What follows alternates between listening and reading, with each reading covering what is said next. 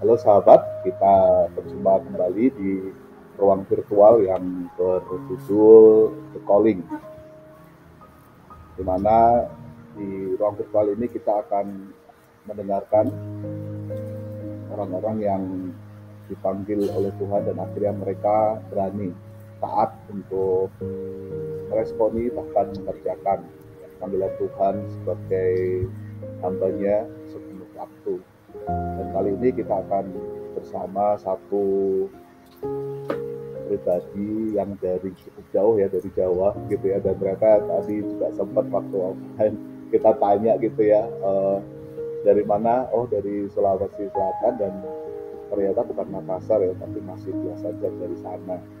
Nah, beliau adalah Kak Feni Amelia Wongso, dan saya masih ditemani oleh rekan saya Mas Ayus, dan kami berdua nanti yang akan mengulik ya, atau mencoba mendengarkan apa sih yang menjadi kerinduan dari Kak Ben ini, atau yang nanti kami akan memanggilnya secara akrab dengan Kak Peng ketika meresponi panggilan Tuhan untuk melayani dia di Sulawesi Selatan. Gitu ya Kak Peng ya. Nah Kak Peng ini langsung aja kita mulai ya. Kak Peng ini kecil besar di Sulawesi Selatan atau pernah tinggal di luar Sulawesi nggak? Nggak pernah sih Mas Ivan, lebih banyak memang lahir besar di Makassar, jadi jiwanya itu jiwa Sulawesinya tuh lebih kental gitu. Lebih kental ya. Jadi lahir besar itu tidak pernah keluar dari Makassar ya. Nggak, iya. Gitu ya. Berarti bang orang tua asli sana kah, atau apa dulu pernah tinggal di luar Sulawesi terus pindah ke Makassar? Ya kalau orang tua memang perantau dulu ya Mas Ivan, tapi kemudian akhirnya mereka memutuskan untuk menetap di Makassar. Nah, setelah mereka menetap di Makassar, barulah kami anak-anaknya tuh pada lahir dan tumbuh di sana. Dan setelah itu nggak pernah lagi pindah-pindah kota gitu. Gitu ya. Terus kami berarti berapa bersaudara nih? Empat Ada berapa? bersaudara, Mas 4 Ivan. bersaudara ya. Saya Oh, anak berarti kedua. anak kedua, dan semuanya di Makassar ya. Papa lahir dan besar di Iya, Makassar. Gitu ya. Terus iya, apa betul namanya? Mas Ivan. Apa? Ya, TK, SD, SMP negeri atau sudah di swasta? Semuanya negeri. Saya negeri ya. kecuali pas ya, kecuali pas kuliah itu baru swasta karena memang untuk program atau jurusannya waktu itu yang adanya cuma swasta. Nah, kalau dulu orang tua kan prinsipnya masuk sekolah negeri supaya mudah untuk berbaur gitu, karena orang tua kan sempat banyak mengalami ini ya, waktu zaman-zaman mereka masih sekolah, dulu sulit sekolah gitu, karena mereka kalau mama saya itu kan dulu statusnya WNA. Jadi kalau dia mau sekolah itu memang sekolah di sekolah Tionghoa. Jadi nggak bisa di sekolah negeri gitu. Sulit dulu waktu zaman-zaman mereka untuk mau sekolah itu sulit karena status kewarganegaraannya. Nah, akhirnya ketika mereka punya anak, mereka memutuskan bahwa semua anak-anaknya tuh harus berstatus warga negara Indonesia, lalu kemudian juga harus sekolah di sekolah negeri. Mungkin karena pengalaman masa lalu ya, Mas Ivan. Ya, Jadi dari situlah akhirnya kami semua sekolahnya di sekolah negeri. oh gitu ya. Tapi nggak tahu di Makassar ya, kalau di Jawa gitu ya. Oh, yang saya dengar sih di Semarang, di Jawa Timur juga lah, Jawa Tengah, Jawa Timur itu, kalau berarti kan Kak Feng ini kan dari etnis Tionghoa begitu ya. Kemudian ketika berinteraksi ya dengan penduduk yang mayoritas etnisnya berbeda begitu, mereka bisa membaur begitu ya. Kalau di Jawa Tengah dan Jawa Timur bahkan logat mereka itu benar-benar yang sangat medok gitu ya. Medok Semarang, kalau di Surabaya medok Surabaya begitu ya, kayak gitu ya. Dan mereka akhirnya biasanya sekolah di swasta justru gitu, karena di sana mereka bertemu dengan pribadi-pribadi yang seetnis gitu. Tapi ini unik, Kak Peng ini masih di negeri gitu kan, dan yang beretnis Tionghoa itu pasti kalau di Jawa ya, atau di Makassar itu justru sedikit begitu ya kalau dibandingkan dengan. Terus dari situ ini nggak ada beban di situ nggak, atau bahkan pernah mungkin gara-gara itu terus ada jadi korban bully segala macam? Ya, iya Mas Ivan, pastilah ya. Pernah kan sempat juga menyesali. Maksudnya kenapa orang tua menyekolahkan di negeri, nggak di swasta saja, seperti keluarga yang lain seperti itu. Cuma memang mama saya itu lebih lebih fokus ke pendidikan karena berpikir kalau negeri itu lebih gampang berkembang. Entah menurut dia atau gimana, saya juga kurang tahu, nggak pernah tanya lebih spesifik. Tapi saya sih lebih melihat karena mungkin pengalaman masa lalu yang mereka sulit sekolah sehingga sedikit mengarah anak-anaknya masuk ke sekolah negeri seperti itu. Kalau misalnya dulu mengalami kondisi minoritas dan mayoritas, itu sangat terasa ya Mas Ivan, sangat terasa. Apalagi di sekolah negeri waktu itu, misalnya saya seorang diri, nggak punya teman, paling yang sewarna dengan saya ya saya dan saudara-saudara saya seperti itu. Sementara yang lain enggak. Tetapi saya melihat ini satu rancangan yang unik ya, yang menurut saya justru itu menjadi kesempatan bagi saya untuk mengenal banyak teman-teman di luar dari etnis saya begitu. Jadi dulu ingat juga prinsipnya orang tua gini Mas Ivan, kalau kita masuk ke satu tempat atau ke satu daerah, maka hal yang paling harus kamu kuasai adalah bahasa daerahnya. Nah, itu aku diajar, dilatih dengan sangat epik gitu ya sama mama, sama beberapa keluarga itu bahasa Makassar alot gitu. Jadi benar-benar kami bisa berbahasa Makassar, jadi menyatu, berbaur.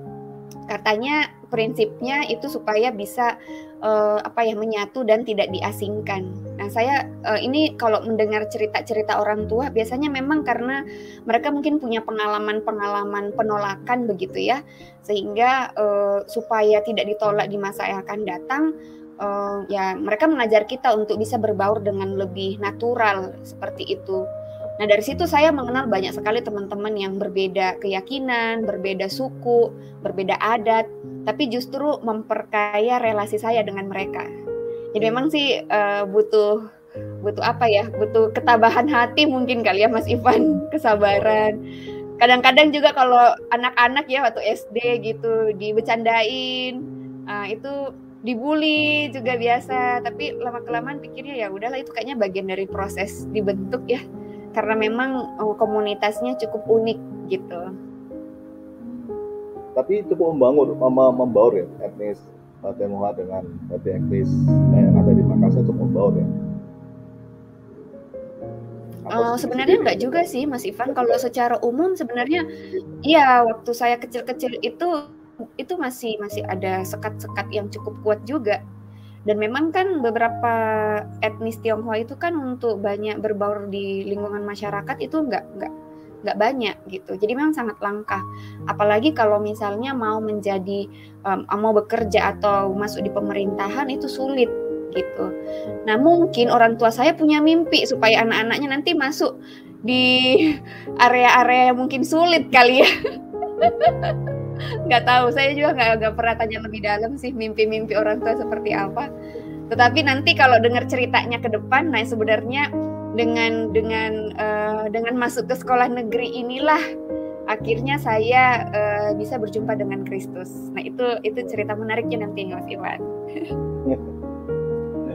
Oke, pasti sampai ke sana nanti ya. Iya betul.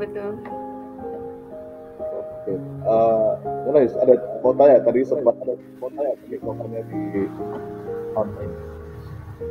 Iya, kalau saya ingat pengalaman masa lalu sih, masa kecil, masa sekolah, saya yang asli Jawa sebenarnya juga nggak begitu menyadari bahwa teman saya ini etnisnya lain. Mungkin saya ini ya kena entah tidak peduli atau memang sudah terlalu pada membaur ya dari teman-teman yang dari bahkan yang teman Batak pun saya anggap semua Jawa, karena semua berbahasa Jawa kalau di di sekolah. Jadi baru nyadar tuh dia ini ada marganya berarti Batak. Nah gitu, jadi mereka berbahasa Jawa juga. Jadi semuanya berbahasa Jawa yang memang Semarangan, maksudnya semua ini ya. Jadi nggak, kalau dari, jadi bahasa memang mempersatukan kita. Iya. Bahasa Indonesia itu yang bikin ini ya. Nah, lalu apa ya? Kalau ya mungkin karena secara suku mayoritas jadi nggak begitu merasakan ya, nggak begitu merasakan. Tapi memang kalau secara agama ya kerasa lah kan, misalnya Yesus tuh anaknya pelacur gitu-gitu kan, maksudnya itu hal yang apa ya, lontaran-lontaran yang sudah biasa didengar waktu kecil, waktu masih sekolah gitu ya, ya matinya telanjang gitu dan seterusnya. Nah itu pengalaman apa ya, memang berbeda ya kalau secara ini ya, secara agama. Kalau Kak Feng ini berarti dari kecil Kristen juga, apakah atau orang tuanya maksudnya dari kecil sudah ke gereja gitu? Tidak Mas Ayus. Jadi waktu kami kecil-kecil ini dibesarkan dengan ajaran adat gitu ya, adat budaya yang penyembahan animisme, dinamisme begitu. Jadi masih menyembah patung-patung gitu kan orang tua, sekalipun memang secara identitas, secara berkas kepemerintahan begitu kami terdaftar di kependudukan itu beragama Kristen. Karena ya seperti tadi yang saya sampaikan, pengalaman masa lalu ya, orang tua saya kan waktu itu WNA. Jadi memang mereka selalu membayar kayak semacam apa ya, kayak ada biaya begitu per tahun yang mereka harus bayarkan supaya tetap bisa menetap di Indonesia. Nah, tetapi karena merasa kesulitan untuk bayar pada masa itu, akhirnya ya mereka beralih menjadi warga negara Indonesia waktu mereka memutuskan untuk menikah, seperti itu. Nah, dengan prosedur berkas-berkas secara sipil seperti itu, mereka kan harus memilih agama. Nah, pada waktu itu agama yang tersedia atau yang diakui di Indonesia itu hanya ada 5 agama. Nah, sementara keyakinan mereka itu tidak di-cover di 5 agama itu. Nah, berhubung karena beberapa keluarga atau beberapa rekan-rekan yang juga etnis Tionghoa yang teman-teman diskusi begitu, mereka lebih menyarankan ke orang tua saya untuk nggak apa-apa pilih Kristen aja begitu, kayaknya lebih netral lah begitu kita. Nah, karena itulah akhirnya orang tua saya isi di data kependudukannya itu beragama Kristen. Tetapi secara ritual, secara ibadah, kami nggak pernah ibadah secara Kristen. Seperti itu, Mas Ayus. Jadi nggak terdaftar di gereja. Iya, bener. Baru mau ngomong, ini Kristen. Baru tahu ya. Iya, jadi waktu sekolah itu karena identitasnya agama Kristen, lalu kemudian juga kan sekolah di sekolah negeri, belum ada guru agama Kristen. Nah, tambah kompleks, nggak pernah belajar agama Kristen di sekolah. Jadi kan diminta sampai SMA. Nah, SMA baru ada ada guru agama Kristen. Sampai SMP belum ada ya? Iya, sampai SMP belum ada. Jadi waktu itu ambil nilainya kan bingung, mau ambil nilai agama di mana. Nah, sementara saya tidak punya tempat ibadah waktu itu. Jadi karena bergaul dengan banyak teman, akhirnya saya tanya-tanya ke teman. Jadi inisiatif pribadi pada waktu itu. Inisiatif pribadi bertanya ke teman-teman, ya diajaklah saya ke gerejanya untuk ambil nilai. Jadi proses masuk di gereja itu karena butuh nilai agama. Kalau ingat dulu itu agak-agak seru juga sih. Jadi sebenarnya mengenal kekristenan secara tidak langsung itu dari proses itu sih, Mas Ayu sama Mas Ivan. Hanya memang secara ketundukan, secara kehidupan, memang benar-benar jauh dari kekristenan dan memang belum mengenal Kristus secara pribadi juga. hanya karena tuntutan lingkungan seperti itu. Jadi diharuskan seperti itu. Itu sih Kak. Oke. Wah, menarik sekali kan, kita baru tahu Ceritanya. ini ada Kristen KTP. Biasanya kan untuk ini ya, untuk orang Kristen yang nggak pernah ke gereja ya. Bukan karena pindah agama Kristen karena terpaksa pilih salah satu dari 5 agama gitu ya. Terus uniknya lagi itu adalah Ya, oke. berarti kan dari Iya, bahkan ini hanya dari supaya TK, aman hidup di Indonesia, Mas Ais, Iya. waktu itu ya, pada waktu itu. kita semua ini rahasia umum sih ya. Itu kan berarti unik ya, berarti kan dari kecil berarti tidak ada semacam pendidikan Kristen gitu ya. Kemudian dari pendidikan formal pun juga nggak ada pendidikan pelajaran agama Kristen gitu ya, baik dari TK sampai bahkan SMP gitu ya. Dan uniknya adalah akhirnya apakah ada titik tertentu atau ini berjalan dengan secara gradual gitu ya, akhirnya ada satu titik di mana ya kayaknya aku mau jadi Kristen beneran dengan Kristen KTP kayak gitu ya. Karena kan ini kan perjalanan yang benar-benar yang buta gitu ya, dan tidak pernah dicekokin dengan hal kekristenan begitu ya. Jadi semua berjalan belajar dari kehidupan sehari-hari itu saja kalau untuk bicara masalah tentang moral gitu ya. Tetapi kalau bicara tentang iman itu kan ini kan tidak ada masukan dari siapapun ya, baik itu dari pemuka agama maupun dari orang tua sendiri gitu. Nah, bisa diceritakan nggak akhirnya bisa bertemu dengan titik itu di mana kalian menyatakan bahwa aku mau untuk menjadi murid Kristus. Iya. Lalu berarti Jadi sekarang sebenarnya Mas waktunya Ivan cerita waktunya cerita yang tadi yang SMA berarti. Kenapa Mas Ayus? Sekarang waktunya cerita yang SMA, bagaimana pertama kali. Oh iya. Jadi sebenarnya saya bersyukur ya punya teman-teman Kristen seperti itu. Jadi kalau flashback kembali.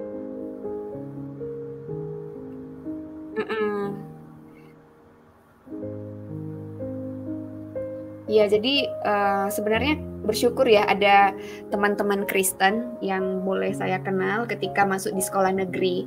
Jadi sebenarnya waktu SMA, waktu SMP dulu ya, SMP itu kan karena tuntutan nilai yang harus ada, sehingga saya mulai bertanya ke teman saya yang Kristen di SMP.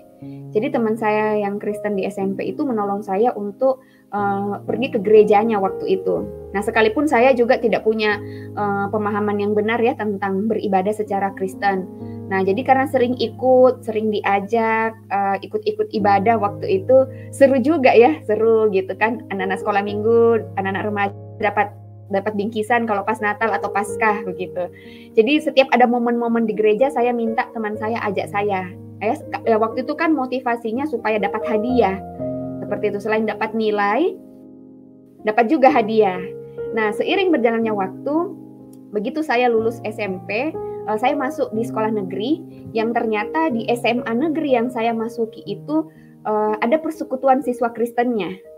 Nah, berbeda waktu saya SMP. Di SMP itu tidak ada guru agama, tidak ada persekutuan siswa Kristen. Jadi benar-benar belajar murni itu dari teman-teman sekelas.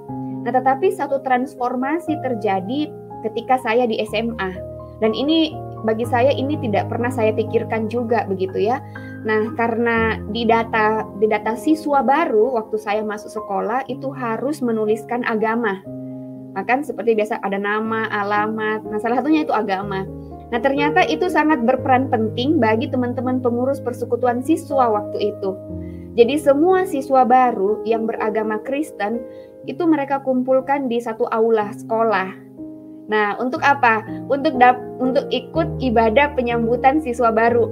Jadi waktu itu saya nggak ngerti ini kegiatan apa, karena di SMP saya nggak punya pengalaman seperti itu. Tapi karena ada teman, jadi saya ikut. Nah, saya ikut, ada teman. Nah, hal yang menyentak saya waktu itu, salah seorang teman saya berkata ke saya, "Kamu gereja di mana?" Nah, saya bingung menjawab, jujur bingung menjawab saya gereja di mana, karena ya secara keanggotaan jemaat, saya nggak terdaftar di gereja manapun. Nah, akhirnya kan karena saya ada pengalaman di SMP, ikut-ikut dengan teman saya di gerejanya, saya sebutlah nama gerejanya. Kalau saya bergereja di gereja itu. Nah, karena pertanyaan itu terus melekat di pikiran saya pikir, aduh kayaknya saya harus bergereja deh. Saya kan malu kalau teman SMA saya tahu bahwa saya tidak punya gereja. Jadi udah ada rasa malu nih, Mas Ayus. Nah, akhirnya saya memutuskan untuk bergereja di gereja itu, di gereja teman SMP saya. Kebetulan dekat rumah gitu. Jadi gereja di sana, menetap di sana, tetapi tidak terdaftar di gereja itu. Nah, tapi singkat cerita, gereja itu juga menolong pertumbuhan saya ya. Jadi sering dengar firman setiap minggu. Nah, tetapi pengalaman yang paling menarik sebenarnya di persekutuan siswa Kristen di sekolah saya. Nah, waktu itu di sekolah ada satu kegiatan masih di rangkaian penyambutan siswa baru. Ternyata ini kan salah satu sekolah yang dilayani perkantas ya di Makassar. Itu memang ada kakak-kakak pendamping yang rutin hadir di setiap ibadah sekolah. Nah, saya berjumpa dengan satu kakak tim pembimbing siswa dari Makassar waktu itu. Jadi saya merasa saya disambut, saya disapa. Lalu kemudian saya menceritakan pengalaman saya yang tidak kenal gereja. Nah, akhirnya ada juga kakak kelas saya, waktu itu dia kelas 2, saya kelas 1. Akhirnya setelah pembicaraan di pertemuan itu, saya diajak untuk ikut kegiatan perkantas. Yang waktu itu saya nggak tahu ini perkantas apa gitu. Jadi seperti kejebak begitu, Mas Ayus, kecemplung. Hanya karena takut kan kakak senior aja, terus kita menolak. Gitu. Nah, jadi pertemuan secara tidak sengaja lah dengan perkantas waktu itu. Nah, ketika saya masuk di perkantas, ternyata kebiasaan kakak-kakak waktu itu suka membagikan Injil gitu, Mas Ayus. Jadi saya ditanya pertanyaan yang sekarang juga masih sih, Mas Ayus. Oh. Cuma waktu itu kan mungkin karena tanpa sepengetahuan saya, mereka tahu latar belakang saya. Akhirnya setiap kali berjumpa dengan saya, mereka selalu bilang, kalau nanti mengakhiri hidup di dunia ini, kamu percaya masuk surga apa enggak? Jadi pertanyaan yang istilahnya sering ditanyakan, itu kan seperti saya harus menghafal jawaban itu, Mas Ayus. Karena hampir selalu orang bertanya begitu kepada saya. Oh, dikonfirmasi terus ya? Iya, saya bingung jawabnya. Ini jadi saya tanya balik teman saya atau kakak kelas saya waktu itu yang ajak saya ke persekutuan. Saya bilang kalau kita ditanya begini jawabnya apa? Dan dia tertawa begitu ya. Tapi mungkin ya saya pikir ini juga mungkin ada komunikasi di antara mereka. Akhirnya mereka mulai mengajak saya untuk banyak berdiskusi, banyak bercerita. Lalu kemudian mereka mulai menceritakan Yesus kepada saya tanpa bertanya nanti masuk surga apa enggak. Jadi mereka mulai memperkenalkannya. Kakak-kakak TPS pada waktu itu secara bergantian memperkenalkan Kristus kepada saya. Jujur waktu itu saya sangat sulit menerima, Mas Ayus. Kenapa? Karena mereka selalu menekankan bahwa untuk mendapatkan kekekalan itu tidak harus dengan perbuatan baik. Sementara pengajaran saya sejak kecil dari orang tua saya bahwa kita itu harus selalu berbuat baik gitu. Karena dengan demikian kita itu akan mencapai kesempurnaan. Kita akan istilahnya akan lebih lebih bisa masuk surga lah, begitu bahasa sederhananya, Mas Ayus.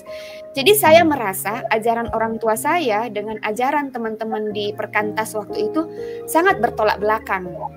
Jadi bagi saya sulit saya terima karena saya lihat di sekitar saya banyak juga kok orang Kristen yang tidak sebaik kami. Jadi saya masih ada secara pemikiran pengkotak-kotakan antara apa yang kami hidupi dalam keluarga dengan kehidupan orang Kristen di luar sana. Jadi bagi saya waktu itu sangat sulit untuk menerima bahwa untuk masuk dalam kekekalan itu tidak harus dengan perbuatan baik. Nah, saya yakin bahwa kakak-kakak ini terus mendoakan saya, menguatkan saya, sampai akhirnya satu titik saya menyadari waktu saya mulai belajar baca Alkitab. Jadi rasa penasaran saya tentang pertanyaan mengapa tidak harus dengan perbuatan baik itu saya temukan di Alkitab gitu ya. Tentu dituntun dengan KKTPS ini. Nah, lalu kemudian saya mulai bertanya, mulai menggali, dan akhirnya dari situ jujur secara tidak langsung saya merasakan kok mulai lebih tertarik begitu ya membaca Alkitab. Nah, akhirnya waktu itu kan saya belum punya Alkitab, Mas Ayus. Jadi saya dibelikan Alkitab sama kakak TPS, dikasih Alkitab begitu ya untuk saya pelajari. Nah, dari situ saya mulai coba baca gitu ya, coba bertanya, lalu kemudian diskusi. Nah, dari diskusi-diskusi itulah saya menemukan banyak sekali kebenaran-kebenaran. Akhirnya saya mulai dilibatkan kelompok kecil. Jadi setahun proses itu dari kelas 1 SMA sampai ke kelas 2, kemudian akhirnya saya dimuridkan oleh seorang kakak. Tentu prosesnya juga cukup panjang karena saya masih punya mindset yang cukup kacau tentang keselamatan. Nah, dalam proses pemuridan itulah saya setiap hari kok merasakan kenapa ya semakin menyenangkan belajar Alkitab. Lalu kemudian saya diajar saat teduh. Setelah saya diajar saat teduh, saya juga diajar bagaimana berdoa. Nah, di situ saya melihat kok ada sesuatu hal yang membuat hati saya lebih damai sejahtera ketimbang saya belajar tentang kebaikan yang sebelumnya, seperti itu dari orang tua saya. Nah, dari situlah saya mungkin secara pastinya kapan titik pertobatan itu terjadi, saya juga tidak tahu pasti. Tetapi yang saya ingat adalah ketika saya memutuskan untuk terlibat di dalam kelompok kecil, itu adalah titik di mana saya mau mengenal Kristus lebih dalam. Seperti itu. Sampai pada akhirnya saya memutuskan untuk menjadi seorang Kristen sejati. Keputusan ini saya ambil dengan sadar waktu itu, dan saya minta kesediaan kakak KTB saya, adakah gereja yang bisa menampung saya? Gitu. Jadi saya sempat seperti itu. Nah, tapi kakak KTB saya menyarankan nggak apa-apa, bergereja saja di gereja sebelumnya yang dekat rumah itu, gereja temanmu gitu. Karena kan mungkin juga nggak mau memaksakan satu aliran gereja tertentu begitu. Nah, akhirnya saya memutuskan untuk bergereja di sana dengan setia, sekalipun memang juga belum terdaftar.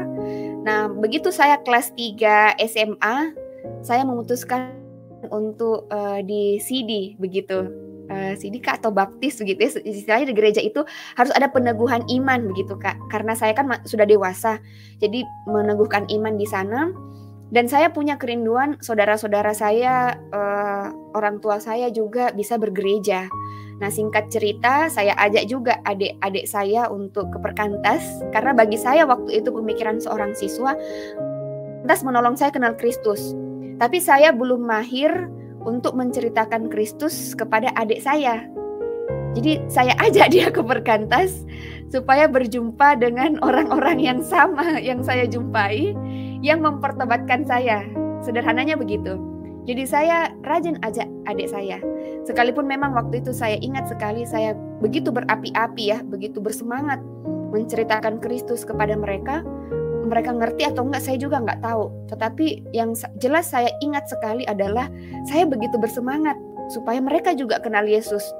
Nah, jadi waktu mereka ikut Perkantas, ikut persekutuan, mereka juga mengalami transformasi hidup, Mas Ayus dan Mas Ivan. Jadi akhirnya kami bertiga, kan kami 4 bersaudara, 1 laki-laki, kami bertiga perempuan. Nah, saya mulai dengan saudara perempuan-perempuan saya. Jadi kami bertiga memutuskan untuk berdoa supaya keluarga kami juga bisa menerima Kristus seperti itu. Sesekali ada kegiatan PI di Perkantas, bekerja sama dengan Sekolah Teologi di Makassar, itu seringkali praktek penginjilannya itu saya suruh ke rumah.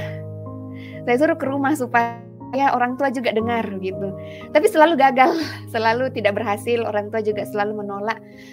Sampai akhirnya kami terus berdoa dan kami memutuskan mungkin kalau ajak ke gereja mungkin bisa.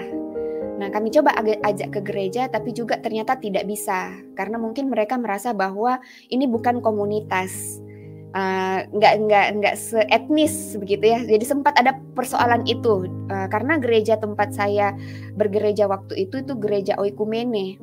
Tapi kebanyakan orang Toraja di sana. Ada suku yang cukup mayoritas di sana. Jadi mereka merasa mungkin kurang nyaman seperti itu. Akhirnya saya diskusikan dengan kakak KTB saya. Kakak KTB saya mengenal satu gereja etnis Tionghoa dan akhirnya dia mengusulkan saya bergereja di sana. Coba deh sesekali gereja di sana. Nah, saya akhirnya memutuskan gereja di situ bersama dengan adik-adik saya. Lalu kemudian mencoba mengajak orang tua saya. Ternyata waktu mengajak orang tua saya ke sana, dia ketemu dengan kawan lamanya yang sudah menjadi Kristen. Yang dulu bukan Kristen, sekarang menjadi Kristen. Jadi bagi saya itu cara Tuhan yang membuat orang tua saya juga bisa bertemu dengan sahabat-sahabatnya dan melihat perubahan hidup sahabat-sahabatnya.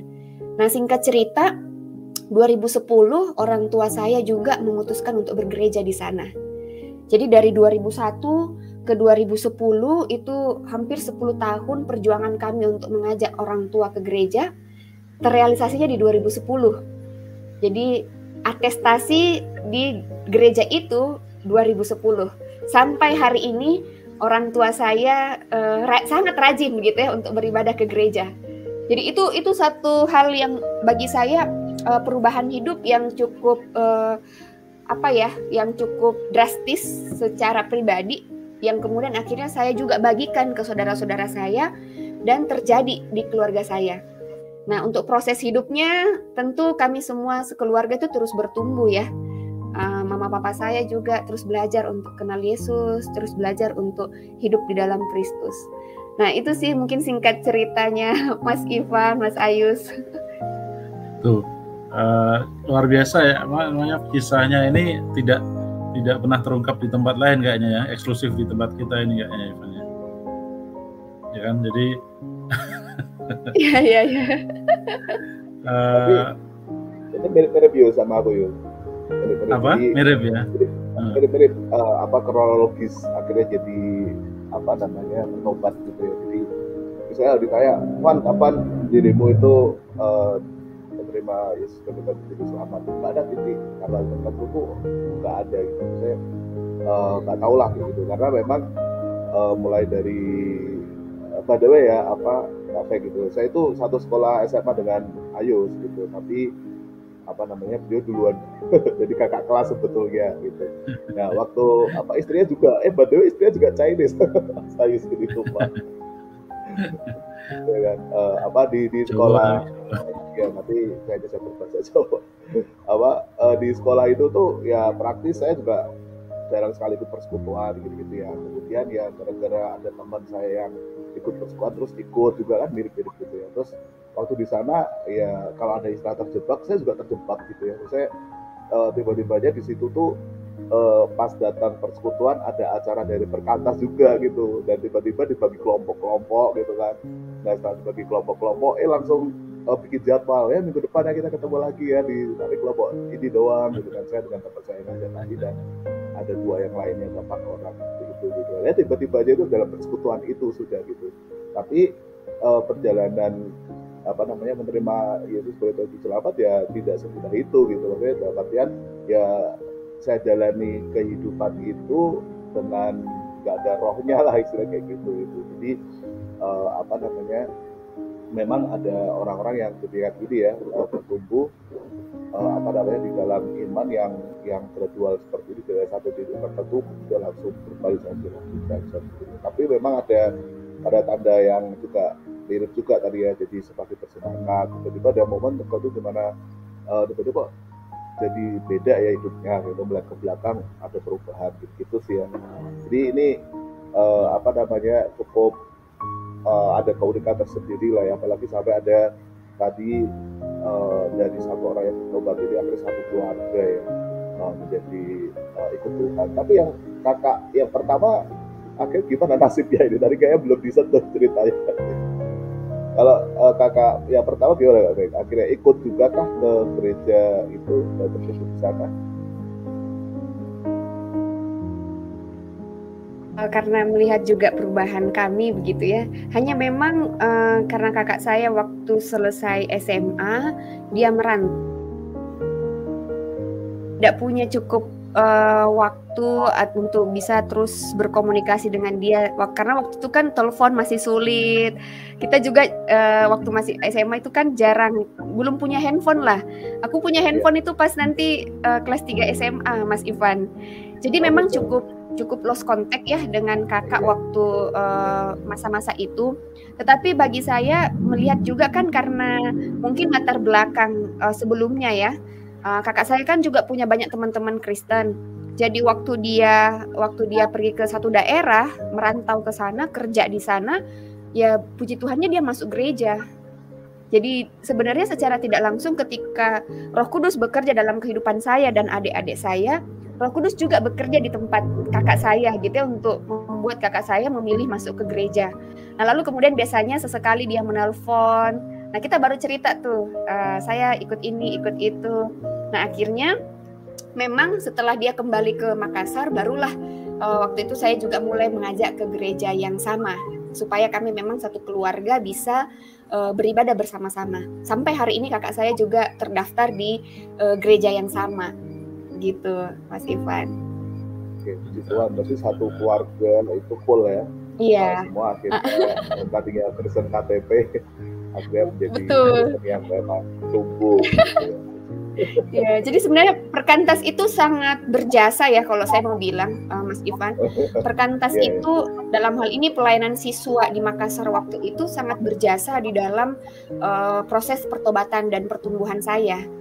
Karena itu juga menjadi satu hal yang menurut saya sangat mendorong saya melihat ke belakang pertobatan saya, dan itu yang membuat saya sampai hari ini juga masih tetap bersemangat gitu ya, bahwa ada banyak siswa-siswa yang mungkin mencari jalan kebenaran seperti saya pada masa lampau, yang sebenarnya butuh seseorang untuk menceritakan kepada mereka tentang siapa Kristus. Nah itulah akhirnya waktu itu saya ingat sekali, saya memutuskan untuk terlibat di Persekutuan Siswa Kristen Ujung Pandang. Waktu itu masih nama Ujung Pandang. Kemudian saya jadi pengurus. Lalu memutuskan 4 tahun ya, 2 periode menjadi tim pembimbing siswa. Jadi memang sama sekali nggak pernah putus pelayanannya, melayani siswa. Karena sampai waktu itu saya masih seperti tadi yang saya bilang ya sama Mas Ivan sama Mas Ayus, semangatnya itu masih terus berkobar begitu. Dan hal yang paling nampak juga, saya punya kerinduan untuk terus belajar, merasa kurang gitu ya, merasa belum melakukan sesuatu untuk siswa. Jadi kayak ada semacam gairah begitu untuk, wah ini siswa nih harus dengar Yesus seperti saya gitu ya, mengalami transformasi istilahnya dari yang buta kemudian melihat kebenaran, itu sesuatu yang amazing, dan saya mau siswa-siswa pada waktu itu di Makassar juga mengalami hal yang sama gitu. Jadi makanya kenapa kayaknya sulit gitu Mas Ivan, Mas Ayus untuk melepaskan diri dari pelayanan siswa ya. Waktu itu sangat kuat sekali gitu kerinduannya siswa-siswa ini kenal Yesus begitu. Iya. Berarti ini yang menjadi konfirmasi sekaligus penyemangat ya. Akhirnya Kapeng ini mau untuk terlibat dalam pelayanan di Perkantas sebagai TPS ya. Karena ingin melihat seperti apa yang dirasakan oleh Kapeng dulu gitu ya. Ada orang-orang yang akhirnya ketika sharingkan tentang Kristus gitu, akhirnya bisa mau ikut Tuhan gitu. Nah, pengen juga nanti siswa-siswa itu juga bisa mengalami secara berkabung dulu gitu ya. Jadi TPS di tahun 2004 atau 2005 ya di TPS ya. Iya, 2004. 2004. Sempat ke Jogja berarti kan? Iya, saya di TPS 2004. Iya. 2004 sampai 2008 aku jadi TPS, Mas Ivan. Gitu ya? Iya. Oh, KNPS Jogja ikut nggak? Iya. Ikut. KNPS ikut. Juga. Oh. Iya, ikut. Cuma mungkin kan belum kelihatan ya karena masih malu-malu. Iya. Masih proses belajar. Sekarang malu-maluin kayaknya. Jawab sendiri ya. Oh, setelah by the way ini kan kita sama-sama TPS kan, aku alumni TPS, Ivan juga alumni TPS, sama-sama bertobat juga di siswa ya. Kelas 2 aku mulai KTB karena diajakin temen, karena nggak ada hari itu nggak ada acara sorenya, nggak ada pramuka dan lain-lain ekstrakurikuler, ya udah deh menemani ke Perkantas. Ternyata sampai sana digambarin jembatan lah. Nggak ditanyain sih hari ini kalau meninggal kalau mati hari ini masuk surga apa enggak sih, cuman digambarin jembatan bagaimana pentingnya nggak sekedar jadi Kristen gitu ya. Nah dari Kristen KTP jadi Kristen KTB. Iya mantap. Kristennya ikut. Jadi kalau di Semarang mungkin tipikalnya beda itu sama di Makassar mungkin ya di ujung pandang. Kita itu pendekatannya itu ke pertemanan gitu kan, walaupun staffnya itu udah tua-tua juga ya.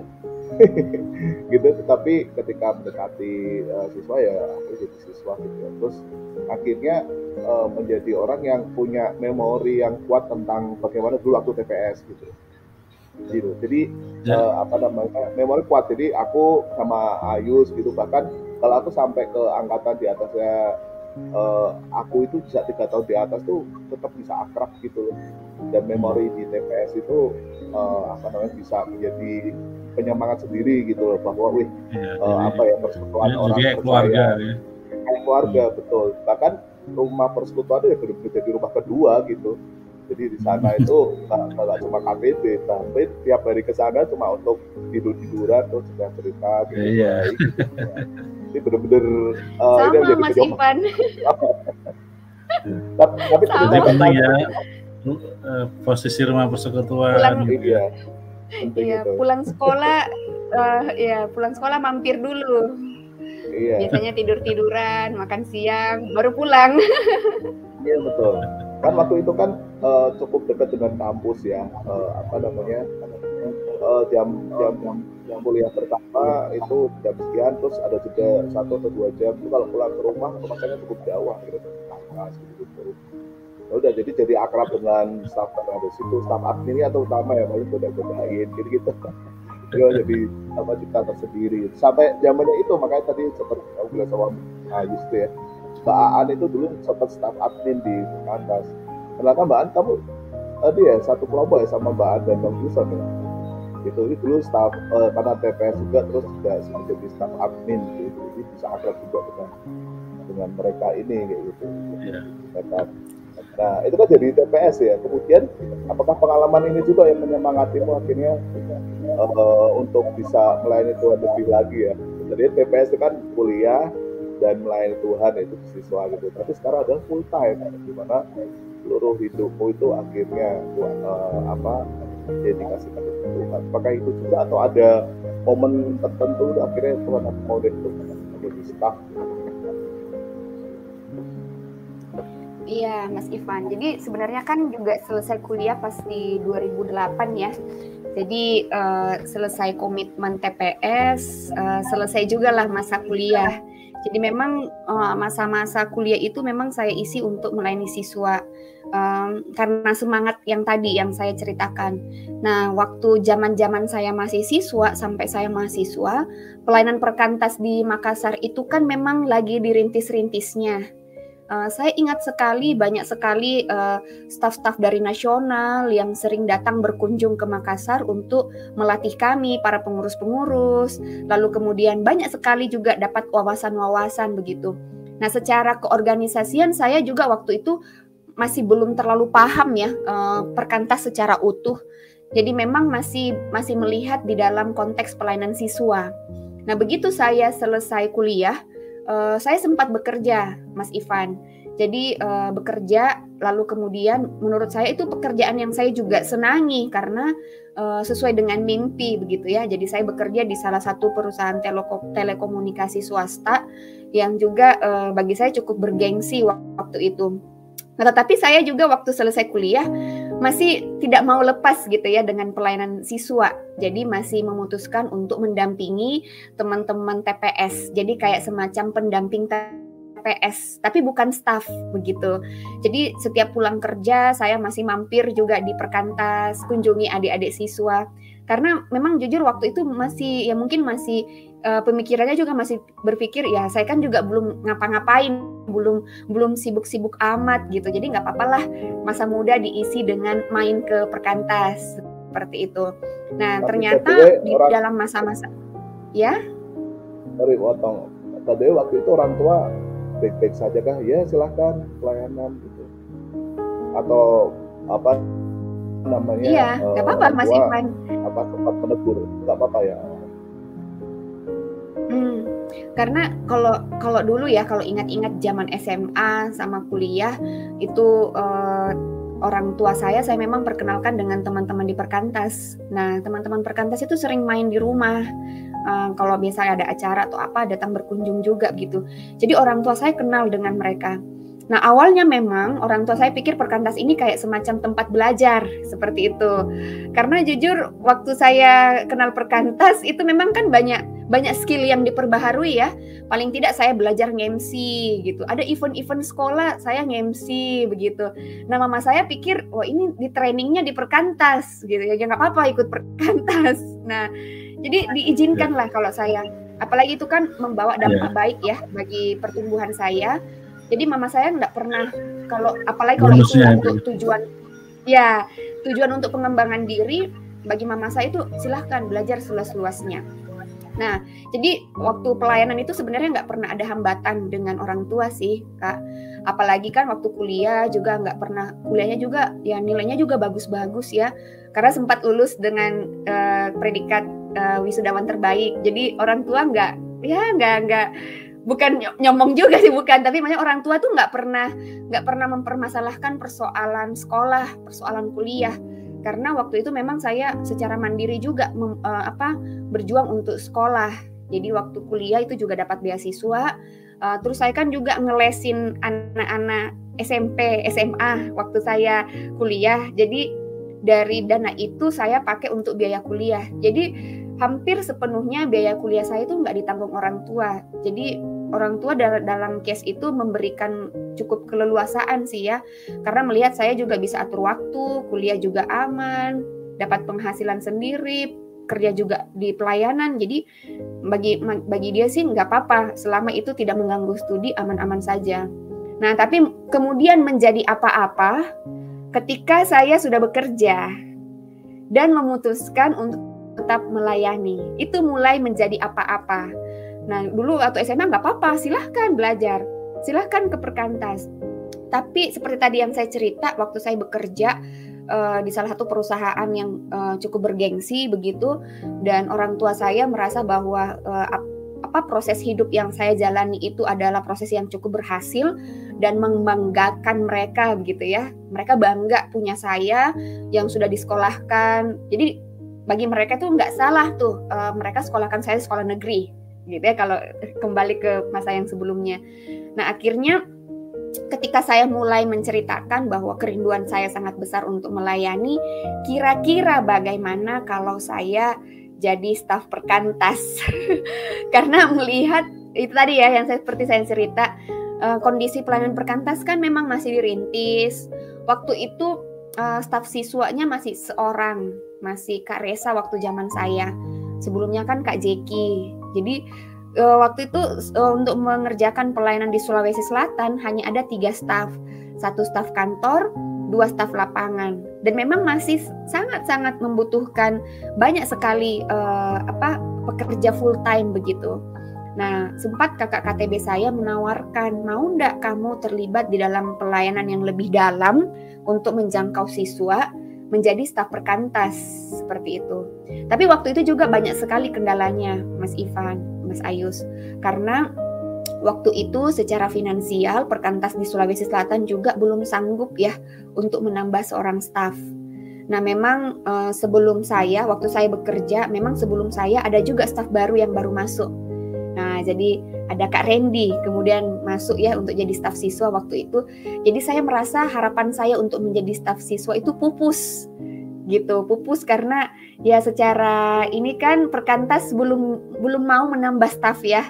Lalu kemudian saya kan mau melayani siswa. Nah sementara udah ada staf siswa, berarti saya nggak bisa dong gitu. Jadi akhirnya saya tetap melanjutkan pekerjaan saya. Jadi saya kurang lebih bekerja, tapi jujur waktu saya bekerja tetap ada kegelisahan, ada perasaan tidak damai sejahtera dengan apa yang saya rindukan. Jadi saya terus sharing ke kakak KTB saya.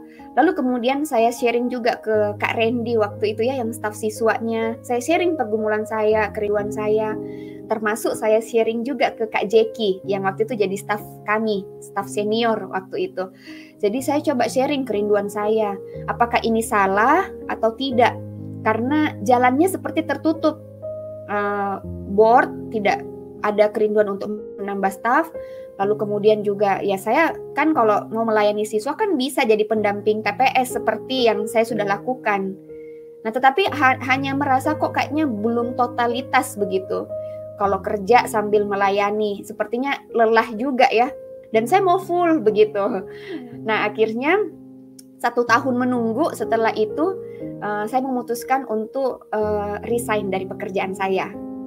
Nah ini satu langkah berani sih sebenarnya, sekalipun belum ada keputusan apakah akan diterima sebagai staf atau tidak. Jadi saya memutuskan untuk resign dan tetap melanjutkan ngelesin anak SMP, anak SMA gitu. Itu orang tua saya marah besar. Kok kamu dapat pekerjaan yang bagus, terus mau pindah ke tempat pekerjaan yang gak jelas, dan kemudian berani meninggalkan pekerjaan itu tanpa ada kejelasan. Jadi dianggaplah Perkantas buat saya berubah orientasi begitu, berubah arah. Jadi sempat dibilang nggak usah lah, cukuplah kamu sudah memberikan masa mudamu untuk Perkantas. Sekarang waktunya kamu menata hidupmu, kamu kan akan menikah, kamu juga butuh uang. Memangnya Perkantas, kalau kamu jadi staf di Perkantas, memangnya Perkantas bisa gaji kamu berapa? Itu sebanding nggak dengan gajimu yang sekarang ini, dia bilang. Jadi hitungannya itu dari penghasilan. Ya jujur sempat sedih begitu, dan saya juga jujur sempat ragu apakah benar saya dipanggil untuk menjadi staf Perkantas. Jadi saya jujur saya pikir ya udahlah, saya keluar dari pekerjaan saya karena saya juga nggak damai sejahtera, memutuskan untuk mengeleskan anak. Karena itu sebenarnya adalah keputusan yang saya ambil untuk juga menguji panggilan saya. Apakah saya tetap teguh atau tidak dengan panggilan itu, dengan masa-masa yang saya sebut itu adalah masa-masa penderitaan karena memutuskan untuk tidak menerima uang dari orang tua dan berusaha untuk hidup dari hasil ngelesin anak-anak gitu ya, anak SMP, anak SMA. Dan itu saya jalani cukup lama sampai akhirnya tapi tetap mendoakan untuk panggilan menjadi seorang staf. Sampai akhirnya Kak Jeki infokan kepada saya kayaknya Perkantas itu lagi butuh staf kantor. Terus saya kan sempat kecewa juga ya. Tapi kan saya maunya staf siswa bukan staf kantor. Kalau saya staf kantor apa bedanya? Saya tetap akan mengerjakan urusan kantor dan saya tidak bisa full time di lapangan gitu. Saya nggak bisa ke sekolah nanti. Saya nggak, pokoknya kayak semacam ada perlawanan gitu ya secara batin. Kayaknya ini salah deh panggilan ini. Mungkin bukan deh ini. Saya tolak aja nih untuk jadi staf kantor. Tetapi karena bersyukur ada rekan-rekan staf yang pada waktu itu menjadi teman sharing saya uji terus gitu ya apakah memang benar. Sampai satu diskusi dengan board yang kebetulan juga rekan board ini adalah rekan sesama pelayanan siswa waktu TPS. Saya coba diskusikan kerinduan saya, bagaimana kalau misalnya saya 2 tahun menjadi staf kantor sambil saya juga uji panggilan saya. Jadi semacam menyerahkan perpuluhan waktu saya di masa muda untuk melayani sebagai staf kantor waktu itu. Nah, disetujui saya untuk menjadi staf kantor. Nah, ternyata setelah jadi staf kantor, saya jujur di proses di staf kantor juga cukup lama begitu ya. Ternyata saya belajar banyak secara keorganisasian Perkantas ketika saya jadi staf kantor. Lalu kemudian setelah waktu saya jadi staf kantor, jujur saya kenal banyak staf-staf gitu ya di daerah lain karena saya staf kantor, karena harus berkoordinasi. Nah, melihat ini ke belakang, bagi saya ini adalah proses Tuhan memperlengkapi saya sebelum saya benar-benar dipersiapkan untuk menjadi staf siswa. Nah, tahun ketiga saya menjadi staf kantor, BPC meminta saya untuk merangkap jadi staf siswa. Karena sebelumnya Kak Randy itu memutuskan untuk lanjut studi. Jadi saya merangkap dari staf kantor menjadi staf lapangan juga, staf siswa. Selama kurang lebih 5 tahun, seperti itu. Dan itu saya tetap jalani dengan sukacita. Nah, ketika 5 tahun menjadi staf sudah saya jalani, saya kemudian mengevaluasi apakah saya tetap berapi-api begitu ya untuk melayani siswa. Nah, saya coba diskusikan kerinduan saya kepada BPC. Nah, saya punya kerinduan untuk jadi staf lapangan, melepaskan staf kantor supaya saya bisa maksimal. Apakah ada orang yang bisa saya sharingkan? Apakah board bersedia untuk menambah 1 orang staf kantor supaya saya bisa maksimal di pelayanan siswa? Puji Tuhan waktu itu diterima usulan saya. Jadi adik KTB saya yang sudah dilatih, dipersiapkan, dia menggantikan saya jadi staf kantor, lalu kemudian saya yang menjadi staf siswa full time. Nah, di situ setelah saya full time menjadi staf siswa, lalu kemudian saya disuruh sekolah. Akhirnya kan awalnya kan memang mau sekolah di awal ya, jurusan teologi waktu itu. Ternyata 5 tahun masa jadi staf itu banyak sekali diintervensi oleh Tuhan. Akhirnya saya memutuskan untuk mengambil pendidikan holistic child development untuk memang semakin mempermantap panggilan saya sebagai staf siswa waktu itu. Jadi saya ambil program ini di STT Jeffrey. Lalu kemudian jujur selama saya kuliah juga semakin terus merasakan kerinduan untuk melayani siswa. Jadi itulah yang mengkonfirmasi saya bahwa pilihan ini adalah pilihan yang tepat karena Roh Kudus memberikan saya damai sejahtera dengan jalan yang saya pilih, dengan keputusan-keputusan yang saya ambil. Akhirnya saya menjalani itu, Mas Ayus. Kemudian saya studi sambil mendampingi juga lagi staf baru untuk melanjutkan pelayanan siswa. Lalu kemudian Kak Randy juga kembali, jadi semakin berkembanglah pelayanan siswa di Makassar. Kemudian akhirnya singkat cerita, saya bersama dengan Kak Randy menggarap pelayanan siswa dan 2 orang adik KTB saya menjadi staf kantor. Jadi itu kemudian menjadi satu perjalanan kehidupan saya menggumuli untuk menjadi staf. Dan memang di tahun pertama saya menjadi staf itu masih banyak juga pergumulan dari orang tua yang belum setuju, lalu kemudian juga pergumulan finansial karena dulu punya banyak duit, tiba-tiba harus memang benar-benar berhemat begitu ya. Malah juga tetap harus mendukung pelayanan. Nah, itu tahun-tahun pertama menjadi staf bagi saya itu tahun-tahun pembelajaran. Tapi puji Tuhannya semangatnya terus ada sehingga masa-masa sulit itu bisa dilewati. Lalu kemudian juga sempat mengalami jatuh bangun, pergumulan begitu ya. Apakah harus melanjutkan jadi staf atau mundur? Apakah ini tetap panggilan yang harus saya kerjakan atau tidak? Nah, itu pergumulan itu kemudian juga mulai di tahun kelima ya, mulai ada pemikiran-pemikiran seperti itu. Apakah harus melanjutkan atau selesai? Kemudian saya melihat bahwa kebutuhan ladang masih tetap ada. Dan saya juga belum ada visi yang lain yang Tuhan kasih. Jadi bagi saya pilihan untuk meneruskan itu yang saya jalani seperti itu sampai hari ini. Dan memang perjalanan menjadi seorang staf itu bagi saya juga tidak mudah karena teman-teman seusia saya mungkin juga banyak bertanya, kamu bekerja apa? Mau dibilang dosen juga bukan gitu ya, pendeta juga bukan. Jadi sulit untuk menjelaskan. Lama baru saya bisa menjelaskan pekerjaan saya sebagai staf full time gitu di Perkantas. Tetapi puji Tuhan itu tidak membuat saya akhirnya mundur dari pelayanan ini, sekalipun tekanan-tekanan demikian ada. Nah, lalu kemudian ternyata tidak berhenti perjalanan iman saya menjadi seorang staf.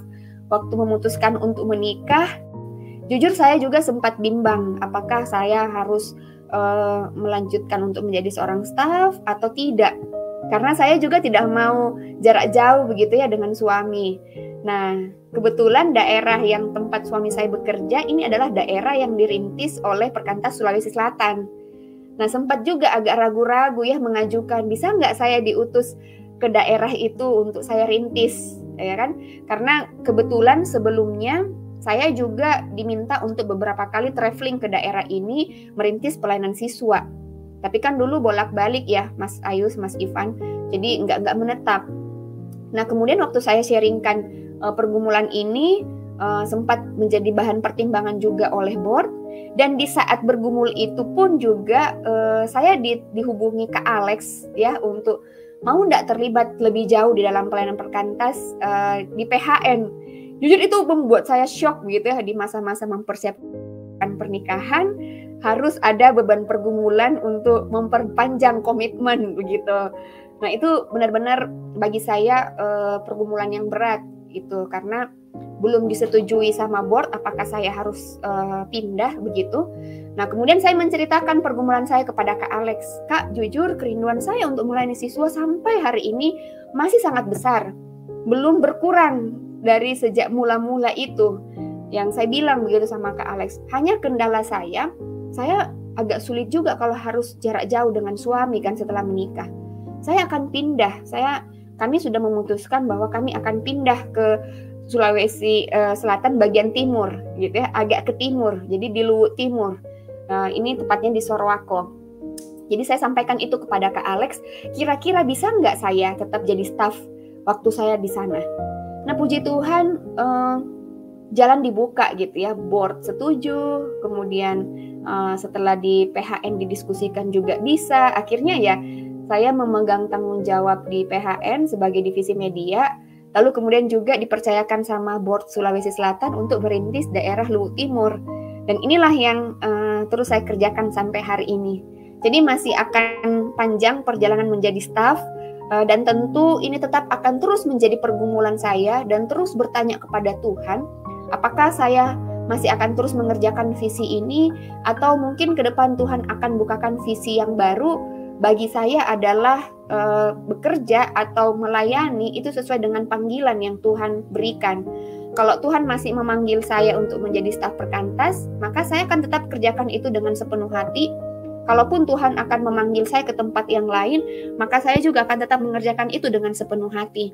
Karena bagi saya Tuhan yang memanggil, Tuhan pun juga yang akan siapkan jalannya, Tuhan yang akan siapkan tempatnya, Tuhan yang akan siapkan dananya, dan Tuhan juga yang akan persiapkan saya secara pribadi, ya baik secara mental, secara psikis gitu ya, untuk masuk di dalam tahapan-tahapan yang baru di dalam proses hidup saya. Nah, kira-kira begitu tuh Mas Ayus, Mas Ivan, yang saya yakini ya sampai hari ini. Ya, perjalanan hidup dan pergumulan yang seru ya, dan malah di akhir-akhirnya ada beberapa tanggung jawab yang ditambahkan malahan ya. Jadi memang tampaknya memang benar apa yang orang dibilang, Tuhan Yesus tidak pernah memanggil pengangguran ya. Yang dipanggil selalu yang lagi kerja gitu. Dan memang nyala itu ya, pelayanan siswa kalau sudah dipanggil mungkin hanya yang pernah mungkin hanya yang bertobat di waktu siswa yang tahu ya penting atau sukacitanya atau pentingnya atau apa ya, aku nggak bisa menggambarkan kata-katanya pelayanan siswa ini kan. Meskipun di 14 jam dari Makassar ya, tetap yang dilayani pun adalah siswa kan. Jadi memang kayak merasa berutang gitu ya, kayak gitu ya. Tapi betul akhirnya orang tua akhirnya kan sudah ya udah silakan gitu ya. Lantas suami juga gimana responnya ketika kami juga aku tetap ini nih jadi full time staff gitu, bahkan sekarang membantu sebagai pelayanan sebagai PHN gitu. Gimana tanggapan sang suami? Ya bersyukur ya Mas Ivan, Mas Ayus dapat suami binaan perkantas juga ya. Jadi tahulah. Ya. Kami sama-sama TPS. sama-sama ya satu sekolah juga dulu. Jadi dia tahulah perjuangan melayani siswa itu seperti apa. Dan memang sebelum menikah kemarin kan saya juga sempat sampaikan ke dia, saya nggak mau berhenti pelayanan sebelum Tuhan suruh saya berhenti. Jadi pernikahan ini tidak akan menghambat saya untuk melayani ketika Tuhan masih mau saya untuk melayani. Dan itu sebagai syarat saya gitu ya sebelum menikah dan sebelum ikut dia gitu. Dan memang itu sudah menjadi pembicaraan kami. Dan dia sih oke-oke aja, nggak pernah melarang gitu. Nah, sampai hari ini pun juga suami menolong saya untuk merintis kelompok kecil ya di Sorowako. Jadi dia sekarang juga pimpin kelompok siswa yang cowok, yang pria, dan merintis beberapa tempat gitu. Jadi kalau saya mau pergi traveling, yang antar itu dia. Jadi memang satu paket gitu. Jadi tim ya. Ayu Mas Irfan. Jadi TPS sendiri ya, cabang Sorowako. Karena memang kan betul, karena konteks daerah kami kan sekarang ini memang masih perintisan, jadi memang kita masih memberikan effort yang besar lah untuk membangun kehidupan adik-adik siswa di sini. Sehingga saya juga bilang sama suami, ya memang nggak apa-apa kalau kita memberi perpuluhan, kalau dia ya sebagai seorang pekerja juga nggak apa-apa memberi perpuluhan waktunya untuk di setiap weekend misalnya mau juga terlibat di pelayanan. Dan dia sih sejauh ini fine-fine juga. Ya mungkin karena juga sudah dilatih di pelayanan siswa ya sejak kami sama-sama TPS gitu, melayani bersama. Jadi kalau dengan suami saya nggak pernah ada kendala untuk hal ini. Ya mungkin paling tinggal dikomunikasikan ya Mas Ivan dan Mas Ayu kalau misalnya memang lagi full pelayanan atau misalnya harus keluar dari Sorowako, karena biasanya kan saya kan masih sesekali juga harus ke Makassar ya untuk report pelayanan, atau mungkin kalau kami ada raker yang terlaksananya itu tidak harus online dan harus ketemu tatap muka. Nah itu saya udah sampaikan juga, itu pasti akan meninggalkan dia. Tapi nggak apa-apa, yang penting kan memang kami komunikasikan dari jauh-jauh hari bahwa tanggal sekian saya akan pergi sekian lama untuk pelayanan. Ya dia sih oke-oke, jadi udah siap nih pasangannya hamba Tuhan. Staf perkantas. Mantap. Jadi memang kira-kira kayak itu ya pergumulannya menjadi seorang staf ya, ketika menjalani panggilan di perkantas. Apalagi tadi yang menarik kan ketemu teman-teman gitu ya, kerja di mana. Nah itu timbul pertanyaan ya kan. Jawabannya yang susah ya, susah dirangkai jawabannya. Di perkantas, apa itu perkantas kan gitu kan, lanjut dan seterusnya. Jadi memang itu warna-warninya ya, warna-sari di pelayanan di perkantas. Dan juga untuk mungkin ada adik-adik ya yang saat ini masih mahasiswa atau pra-alumni atau yang sudah alumni tapi masih junior gitu dan bahkan sudah bekerja. Ini pengalaman dari KP ini juga mungkin bisa menginspirasi atau bahkan meneguhkan. Dalam artian memang kalau Tuhan sudah memanggil ya jangan ragu ya untuk bisa taat kepada apa yang jadi panggilan Tuhan itu. Karena dari cerita KP tadi, ketika memutuskan untuk tetap kerja di dunia profesi begitu ya, kemudian terus bergumul dan berdoa, ternyata Tuhan terus gelisahkan itu, sehingga ada kesempatan di mana KP ini berani untuk mengambil satu keputusan yang sangat krusial dan bahkan menjadi satu penyebab kemarahan besar orang tua ya untuk mengerjakan keputusan ini. Tapi karena Tuhan sudah memanggil, Tuhan pula yang akhirnya terus menuntun KP ini dan terus meneruskan pelayanan yang memang Tuhan sangat serius memanggil anaknya ini dan menyediakan semua jalan untuk ke sana. Kemudian juga bersyukurnya itu adalah Tuhan juga menyediakan pasangan hidup ya yang mendukung pelayanan. Nah, ini yang menjadi satu poin banget ya gitu. Kita memang tidak boleh sembarang untuk mencari pasangan gitu ya, tetapi carilah pasangan yang memang sepadan gitu ya, sehingga kita ya harus taat betul dengan perintah itu. Kadang-kadang kita sebagai orang perkantas akhirnya nggak mau kalau satu perkantas juga jodohnya kayak gitu. Tapi ternyata memang Tuhan persiapkan itu untuk supaya ke depan tidak mengendala ya untuk di dalam mengerjakan pelayanan. Bahkan untuk perpuluhan itu tadi saya juga sudah mendengar itu tuh, waduh kayak senang banget itu. Kenapa? Untuk urusan perpuluhan aja sudah sepakat gitu ya. Tidak hanya perpuluhan dalam hal finansial atau materi, tapi juga waktu itu juga kalau tidak disepakati sejak awal juga akan protes. Ini istri gimana ini terus aku sebagai suami kok malah suruh pelayanan juga gitu ya. Tapi karena satu binaan dan ngerti apa itu pelayanan dan perpuluhan, tidak bicara tentang sekedar uang begitu, akhirnya ya tetap jalan ya.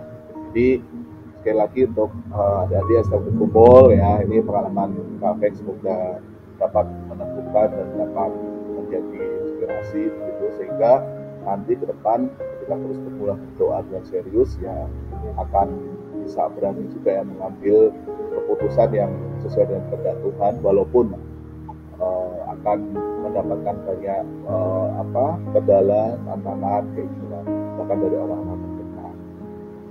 Gitu ya, Yus ya. Ada tambah nggak, Yus? Silakan. Iya ya, dulu kayak gitu. Tambah silakan kan, ini tidak sefrekuensi sama Peko Yus. Tambah silakan. Ya itu internal joke ya. Internal joke. Iya. Hanya sekolah SMA kami yang tahu itu. Tambah silakan. Ya. Itu aja ya luar biasa kisahnya, lalu juga bagaimana perjalanan Kak Feng dalam mulai dari mengenal Kristus sampai kemudian akhirnya terus menyala-nyala dalam melayani siswa di mana berada gitu ya. Waktu tadi cerita saya mau menikah tapi syaratnya saya belum mau lepaskan pelayanan kalau Tuhan tidak meminta saya untuk melepasnya gitu ya. Itu saya jadi ingat ini kalau tidak salah ingat itu Ibu Kartini ya. Era Kartini itu juga saya mau menikah tapi syaratnya harus dibuatkan sekolah gitu ya. untuk anak-anak putri terutama ya, yang jadi itu terjuang banget lah ini. Jadi saya melihat kemiripan aja, dan memang kuncinya itu ya ketika dipanggil Tuhan ya dilakukan dengan semangat dan jangan berhenti sebelum Tuhan memanggil ke tempat lain atau Tuhan memerintahkan untuk berhenti ya, kayak gitu. Jadi kadang-kadang kan ada tantangan yang berat atau ada iming-iming di tempat lain misalnya gitu, lalu merasa atau bahkan dari keluarga misalnya gitu ya, lalu lemah ya, lalu lemah semangatnya, lalu meninggalkan pelayanan. Tapi yang jelas prinsip ketika Bapak memanggil setiap pekerja ke ladang yang sudah Dia tunjukkan masing-masing. Kalau Bapak belum bilang waktunya selesai, ya masih teruslah bekerja dengan bersukacita ya, dengan semangat. Terus apa ya?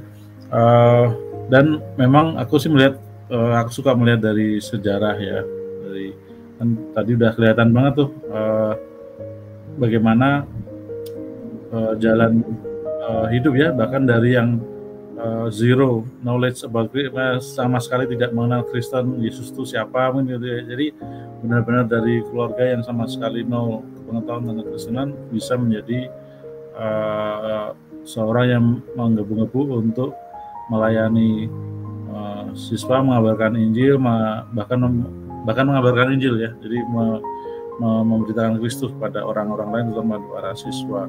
Itu kita meyakini ya, saya yakin bahwa kalau bukan Tuhan sendiri yang manggil, nggak akan sampai segitunya gitu ya. Karena